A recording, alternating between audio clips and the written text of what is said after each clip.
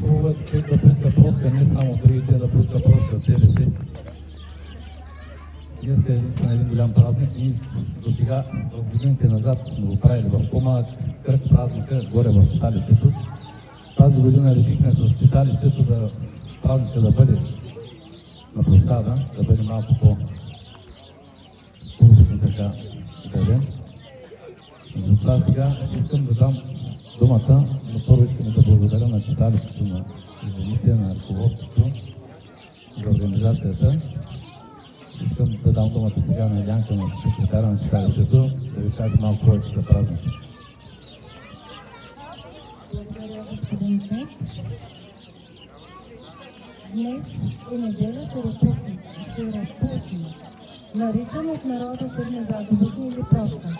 Той се отбелязва седмици след местни заповедни и 7 седмици преди Великден. В понеделника, след седми заповедни, започва Великия пост. Днес е седми заповедни.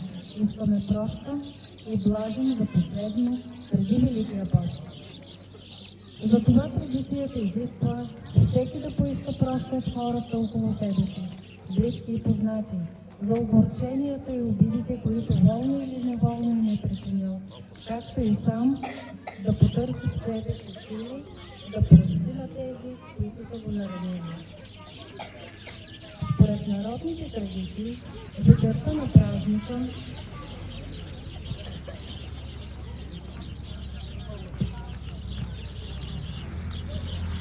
приравнителите се събират в семействата и техните синове, щерки, внуци, за да заговеят с млечни храни.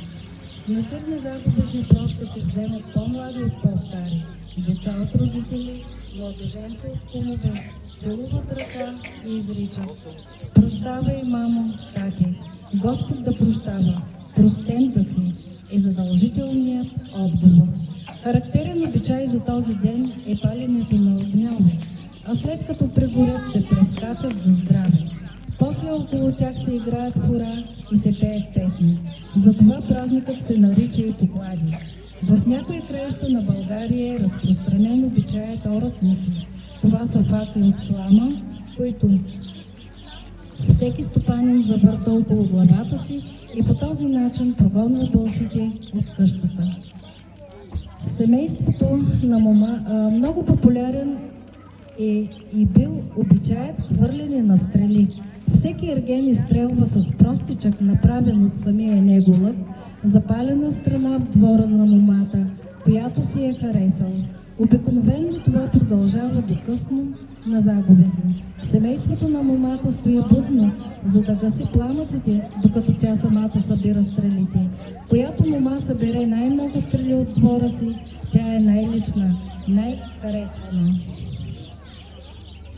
На северни заповедни, преди началото на Великия пост, православните християни за последен път до Великден вкусват млечни продукти и яйца. За трапезата на заповедни се приготвят баница с сирене, варени яйца, халва. Прието е да се извършва обичаят хамкане, на червен конец се завързва и се спуска от тавана парче бяла халва или варено яйце. Най-възрастната баба завърта конеца в кръг и всеки член от семейството, главно децата, се опитват да хванат халвата или яйцето с уста. Който успее, ще бъде жив и здрав през цялата година. Честит празник! А сега баба Петрана ще разкаже на децата за обичая хамкане. Добре дошли, късначени и всички гости на това хубаво тържество. Много хубаво, че традициите, които ние като по-възрастни помним, а повечето от вас като млади вече забравиха тези неща. Ние ще почнем, доколкото ги знаем, да ги правим и така да предаваме на младото поколение да се правят тези хубави български традиции, хубави празници. Днешния ден, вече тук Илянка ви обясни на кой се прави, на днешния ден е много свят. Правят са няколко ритуала, традицията повелява. Аз ще ви ги разкажа така с думи и ние ще направим възстановка на тези ритуали. Така, тази година, ако е като начало, за до година още по-хубаво да се прави така, както аз помня как се е правило едно време, да запомните и вие. Сега, казах ми, тук тя обясни, че една от главното, което се прави едно от най-хубаво, е прошката. Прошката е свято нещо. Тя освобождава човека от лошата енергия. Така се почива, напълва се с положителна енергия. Това допринася за добруването на хората, за движението на хората, да изчезне лошотията.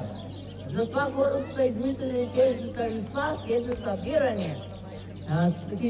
Те са правят, да знаете, че по-младите дават прошка на по-възрастните.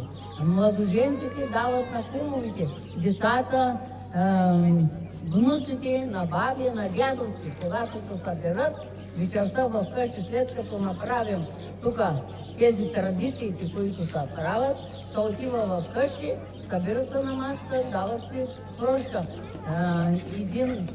Защото лошо или не лошо, всеки греши и всеки би поискал да там, където е сгрешил, така да се освободил тая тежест в душата му, да поиска прошка. Също на него, ако са направили, също и на той и на него да дадат. Прошката се прави така.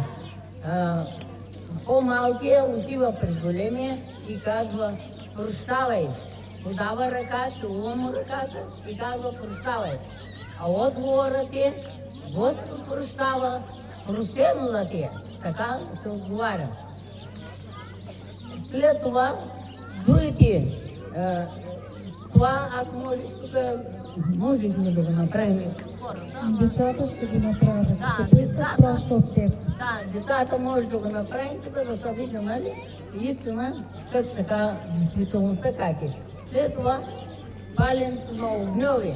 И дни в България ги различни клади, огньови, пашпалили, най-различни имена, но това, за което се прави, е също. Целта е една и съща. Независимо по какъв начин, така ще има изменение на огън. Огъня се запалва, като се запали огъня, пуска се музиката и се играе хоро около огъня. Пеят се песни, играйте, докато да прегори. Като прегори, тогава прескачат огъня и така повелява традицията. Който прескочи огъня, ще бъде жив и здрав през цялата година. И колкото е по-висок огъня, толкова повече берекет ще има през годината. Плодородие ще има. И след това има и едни други, ето ги, да ви ги покажа, казват с стрели. Едни им казват чалги, в странство им казват чалги. Те се правят от специално дърво. Може би до година да научим как се правят и посредством огъня слагат се на една пръчка, тук има дупка, слага се и се пали огъня. И като пръчката, чакай да ви покажа. Дай да ви къде отида? Не. Няма да се присмявате да бъде. Ето, пръчка, тук има дупчичка. И така се държи и се пали. Обикновено палят ги момците.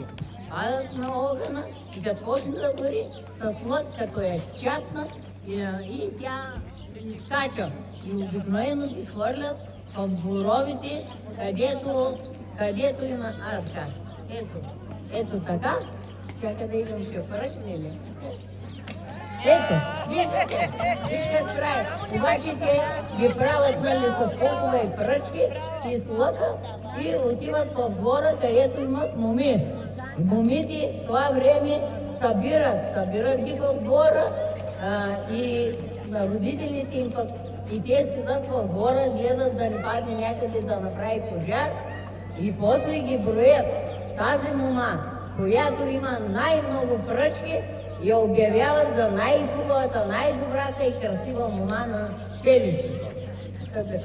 Да знаете и това.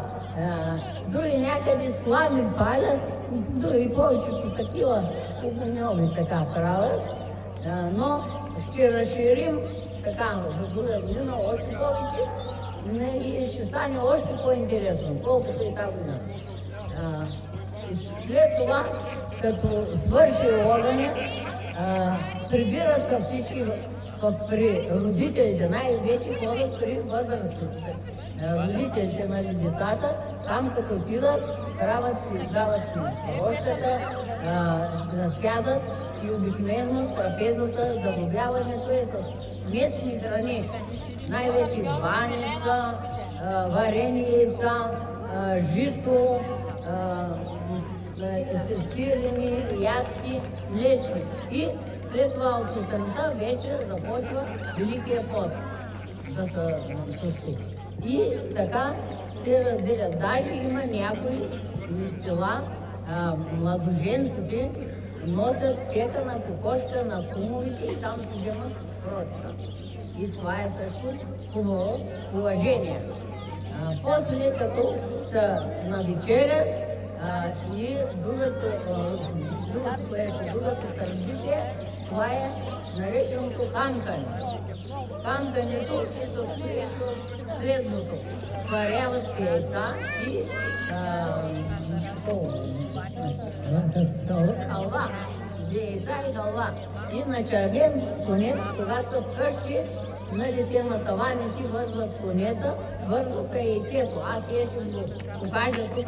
Не сме вкъщи, но ще придържат така.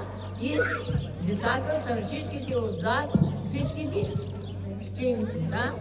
Ето сега. Ще ви го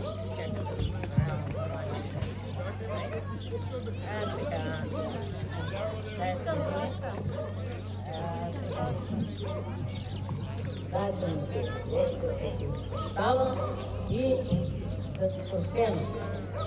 Така, виждате как се дават простката. Ето това направи. Сега, тук все едно, че сме вкъщи и най-вече дядото му, най-възрастният прави това нещо, но тук аз ще изпълнявам ролята. И ето сега.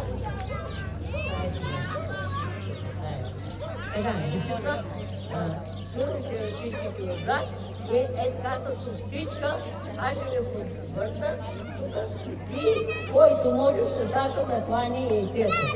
Чакай, после яйцето и халвата. Първо яйцето ще даде, после и халвата.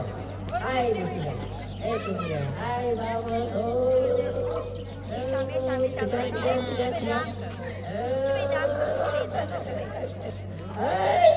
Ай, браво! Марийка фана яйцето, цяла година ще е жива и здрава. Господ ще й дава всичко добро. Аз сега да видим другите дечица. Сега халва. Халва вързам.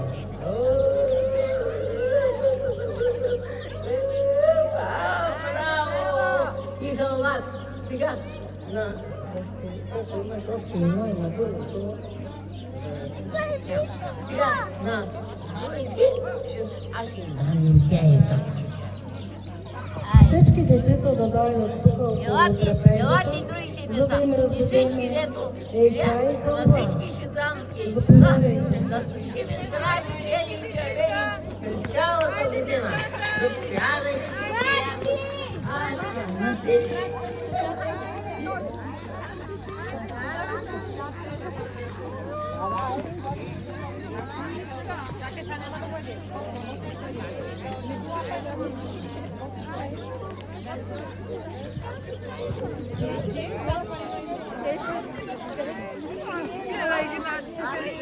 Да.